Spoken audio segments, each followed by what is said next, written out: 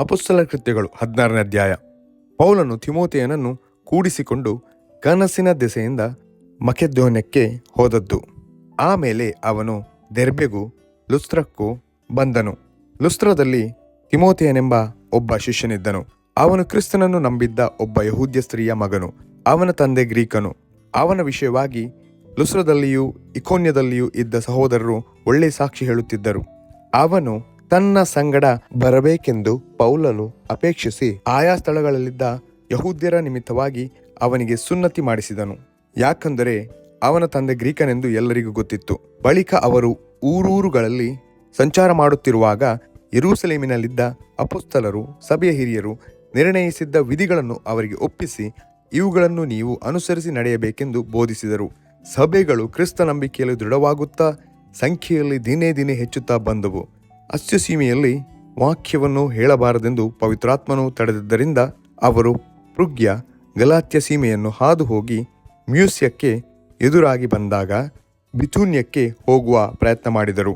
ಅಲ್ಲಿಯೂ ಯೇಸುವಿನ ಆತ್ಮನು ಅವರನ್ನು ಹೋಗಗೊಡಿಸಲಿಲ್ಲ. ಆಗ ಅವರು ಮ್ಯೂಸ್ಯವನ್ನು ಸುಮ್ಮನೆ ದಾಟಿ ತ್ರೋವಕ್ಕೆ ಬಂದರು. ಅಲ್ಲಿ ರಾತ್ರಿ ಕಾಲದಲ್ಲಿ ಪೌಲನಿಗೆ ಒಂದು ದರ್ಶನವಾಯಿತು. ಏನೆಂದರೆ, ಮಕೆದೋನ್ಯಕ್ಕೆ ದೇಶದವನಾದ ಒಬ್ಬ ಮನುಷ್ಯನು ನಿಂತುಕೊಂಡು, ನೀನು ಸಮುದ್ರವನ್ನು ದಾಟಿ ಮಕೆದೋನ್ಯಕ್ಕೆ ಬಂದು ನಮಗೆ ನೆರವಾಗಬೇಕೆಂದು ಅವನನ್ನು ಬೇಡಿಕೊಳ್ಳುತ್ತಿದ್ದನು. ಅವನಿಗೆ ಆ ದರ್ಶನವಾದ ಮೇಲೆ ಆ ಸೀಮೆಯವರಿಗೆ ಸುವಾರ್ತೆಯನ್ನು ಸಾರುವುದಕ್ಕೆ ದೇವರು ನಮ್ಮನ್ನು ಕರೆದಿದ್ದಾನೆಂದು ನಾವು ನಿಶ್ಚಯಿಸಿಕೊಂಡು ಕೂಡಲೇ ಮಕೆದೋನ್ಯಕ್ಕೆ ಹೊರಟು ಹೋಗುವ ಪ್ರಯತ್ನ ಮಾಡಿದೆವು. ನಾವು ತ್ರೋವಕ್ಕೆ ಸಮುದ್ರ ಪ್ರಯಾಣ ಮಾಡಿ ನೆಟ್ಟಗೆ ಸಮೋಥ್ರಾಕೆಗೆ ಬಂದು ಮರುದಿನ ನೆಯಾಪೋಲಿಗೆ ಸೇರಿ ಅಲ್ಲಿ ಫಿಲಿಪ್ಪಿಗೆ ಮುಟ್ಟಿದೆವು. ಫಿಲಿಪ್ಪಿ ಪಟ್ಟಣದಲ್ಲಿ ಸಭೆಯನ್ನು ಸ್ಥಾಪಿಸಿದ್ದು ಪೌಲಸೀಲರು ಸೆರೆಯಲ್ಲಿ ಬಿದ್ದದ್ದು, ಭೂಕಂಪ ಉಂಟಾಗಿ ಅವರು ಬಿಡಿಸಲ್ಪಟ್ಟದ್ದು. ಫಿಲಿಪ್ಪಿ ಎಂಬುದು ಮಕೆದೋನ್ಯದಲ್ಲಿ ಪ್ರಧಾನ ಪಟ್ಟಣವು ರೋಮಾಪುರದವರ ಒಂದು ಪ್ರವಾಸ ಸ್ಥಾನವೂ ಆಗಿದೆ. ಈ ಪಟ್ಟಣದಲ್ಲಿ ನಾವು ಕೆಲವು ದಿವಸ ಇದ್ದೆವು. ನದಿ ತೀರದಲ್ಲಿ ದೇವರ ಪ್ರಾರ್ಥನೆ ನಡೆಯುವ ಸ್ಥಳ ಇರುವುದೆಂದು ನೆನೆಸಿ ಸಬ್ಬತ್ ದಿನದಲ್ಲಿ ಊರ ಬಾಗಿಲಿನ ಹೊರಗೆ ಹೋಗಿ ಅಲ್ಲಿ ಕೂಡಿ ಬಂದಿದ್ದ ಸ್ತ್ರೀಯರ ಸಂಗಡ ಕೂತುಕೊಂಡು ಮಾತಾಡಿದೆವು. ನಮ್ಮ ಮಾತುಗಳನ್ನು ಕೇಳಿದವರಲ್ಲಿ ಲುದ್ಯಳೆಂಬ ಒಬ್ಬ ಸ್ತ್ರೀಯು ಇದ್ದಳು. ಆಕೆ ಧೂಮ್ರವರ್ಣದ ವಸ್ತ್ರಗಳನ್ನು ಮಾರುವವಳು, ತುವತೈರ ಎಂಬ ಊರಿನವಳು, ದೇವಭಕ್ತಳು ಆಗಿದ್ದಳು. ಪೌಲನು ಹೇಳಿದ ಮಾತುಗಳಿಗೆ ಲಕ್ಷ್ಯ ಕೊಡುವುದಕ್ಕೆ ಕರ್ತನು ಆಕೆಯ ಹೃದಯವನ್ನು ತೆರೆದನು. ಆಕೆಯು ಆಕೆಯ ಮನೆಯವರು ದೀಕ್ಷಾಸ್ನಾನ ಮಾಡಿಸಿಕೊಂಡ ಮೇಲೆ ಆಕೆ, ನಾನು ಕರ್ತನನ್ನು ನಂಬಿದವಳೆಂದು ನಿಶ್ಚಯಿಸಿಕೊಂಡಿದ್ದರೆ ನನ್ನ ಮನೆಯಲ್ಲಿ ಬಂದು ಇರ್ರಿ ಎಂದು ಬೇಡಿಕೊಂಡು ನಮ್ಮನ್ನು ಬಲವಂತ ಮಾಡಿದಳು. ಬಳಿಕ ಪ್ರಾರ್ಥನೆ ನಡೆಯುವ ಆ ಸ್ಥಳಕ್ಕೆ ನಾವು ಹೋಗುತ್ತಿರುವಾಗ ಗಾರುಡಗಾರ್ತಿಯಾದ ಒಬ್ಬ ದಾಸಿಯು ನಮ್ಮೆದುರಿಗೆ ಬಂದಳು. ಅವಳು ಕಣಿ ಹೇಳುವುದರಿಂದ ಅವಳ ಯಜಮಾನರಿಗೆ ಬಹು ಆದಾಯವಾಗುತ್ತಿತ್ತು. ಪೌಲನು ನಾವು ಹೋಗುತ್ತಿರುವಾಗ ಅವಳು ಹಿಂದೆ ಬಂದು, ಈ ಮನುಷ್ಯರು ಪರಾತ್ಪರನಾದ ದೇವರ ದಾಸರು, ನಿಮಗೆ ರಕ್ಷಣೆಯ ಮಾರ್ಗವನ್ನು ಸಾರುತ್ತಾರೆ ಎಂದು ಕೂಗುತ್ತಿದ್ದಳು.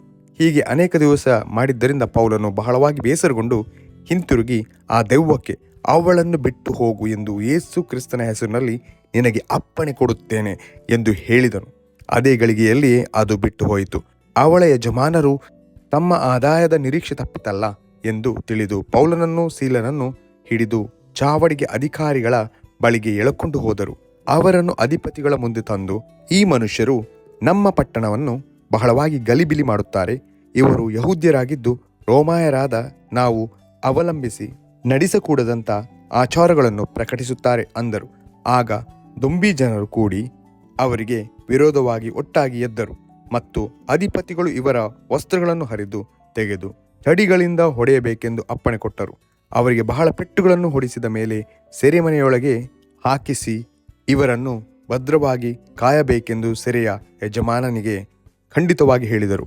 ಅವನು ಇಂಥ ಅಪ್ಪಣೆಯನ್ನು ಹೊಂದಿ ಅವರನ್ನು ಸೆರೆಮನೆಯ ಒಳಕೋಣೆಯಲ್ಲಿ ಹಾಕಿ ಅವರ ಕಾಲುಗಳಿಗೆ ಗೋಳವನ್ನು ಹಾಕಿ ಬಿಗಿಸಿದನು. ಮಧ್ಯರಾತ್ರಿಯಲ್ಲಿ ಪೌಲನು ಸೀಲನು ಪ್ರಾರ್ಥನೆ ಮಾಡುವವರಾಗಿ ದೇವರಿಗೆ ಸ್ತುತಿ ಪದಗಳನ್ನು ಹಾಡುತ್ತಿದ್ದರು.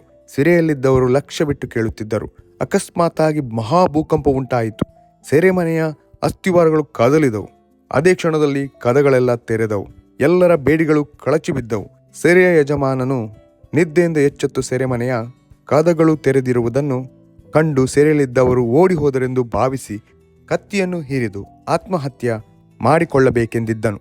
ಆದರೆ ಪೌಲನು ಮಹಾಶಬ್ದದಿಂದ ಕೂಗಿ ಅವನಿಗೆ, ನೀನೇನು ಕೇಡು ಮಾಡಿಕೊಳ್ಳಬೇಡ, ನಾವೆಲ್ಲರೂ ಇಲ್ಲೇ ಇದ್ದೇವೆ ಎಂದು ಹೇಳಲು ಅವನು ದೀಪ ತರಬೇಕೆಂದು ಕೂಗಿ ಒಳಕ್ಕೆ ಹಾರಿ ನಡುಗುತ್ತಾ ಪೌಲಸೀಲರ ಮುಂದೆ ಬಿದ್ದನು ಮತ್ತು ಅವರನ್ನು ಹೊರಗೆ ಕರಕೊಂಡು ಬಂದು, ಸ್ವಾಮಿಗಳೇ, ನಾನು ರಕ್ಷಣೆ ಹೊಂದುವುದಕ್ಕೆ ಏನು ಮಾಡಬೇಕೆಂದು ಕೇಳಲು ಅವರು, ಕರ್ತನಾದ ಯೇಸುವಿನ ಮೇಲೆ ನಂಬಿಕೆ ಇಡು, ಆಗ ನೀನು ರಕ್ಷಣೆ ಹೊಂದುವಿ, ನಿನ್ನ ಮನೆಯವರು ರಕ್ಷಣೆ ಹೊಂದುವರು ಎಂದು ಹೇಳಿ ಅವನಿಗೂ ಅವನ ಮನೆಯಲ್ಲಿದ್ದವರೆಲ್ಲರಿಗೂ ದೇವರ ವಾಕ್ಯವನ್ನು ತಿಳಿಸಿದರು.